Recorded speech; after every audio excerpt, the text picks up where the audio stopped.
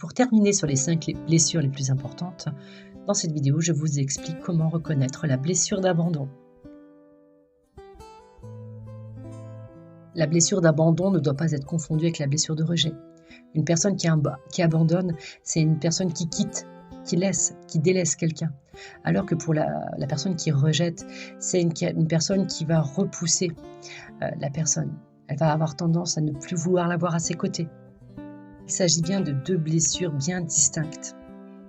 On peut retrouver généralement les personnes qui souffrent de blessures d'abandon. On peut retrouver généralement ceux qui souffrent également de la blessure de rejet. Ça peut être lié également.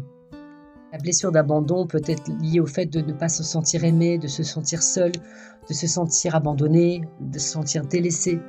Avoir également cette peur d'être en insécurité, du fait qu'on ait peur en fait d'un point de vue affectif que les gens nous abandonnent, les gens nous laissent.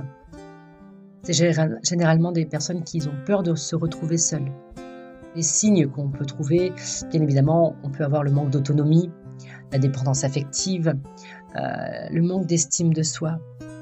Comme je l'ai dit, la peur de la solitude, ou alors des personnes qui vont avoir tendance à survaloriser les autres, des personnes qui ont un fort sentiment de culpabilité, ou des personnes qui vont avoir tendance à attirer à eux des personnes très nocives. On peut retrouver aussi cette tendance à être rejeté. Même si c'est 2 blessures bien distinctes, effectivement, le rejet peut faire partie de cette blessure, dans le sens où on va se sentir négligé, on va penser qu'on est la dernière roue du carrosse, on va avoir un manque de confiance en soi ou un manque de confiance envers les autres. Toujours cette peur de ne pas être à la hauteur et de décevoir les gens. Au niveau des origines de cette blessure, pareil, on la retrouve généralement à l'enfance, à partir de 3 à 6 ans. Elle arrive généralement quand on a un parent absent, ou alors quand on a un manque d'amour de leur part, un manque d'affection.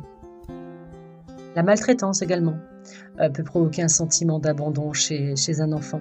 Et en grandissant, il va avoir toujours cette impression d'insécurité.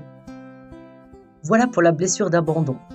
Donc dans les 5 vidéos, je vous ai parlé des 5 blessures les plus importantes. J'espère qu'elles vous ont été utiles, que le contenu a été très intéressant et que grâce à ces vidéos, vous avez pu, ou ça vous a aidé à identifier quelle blessure d'âme vous devez travailler. Bien évidemment, je reste à votre disposition si vous souhaitez une lecture d'âme approfondie.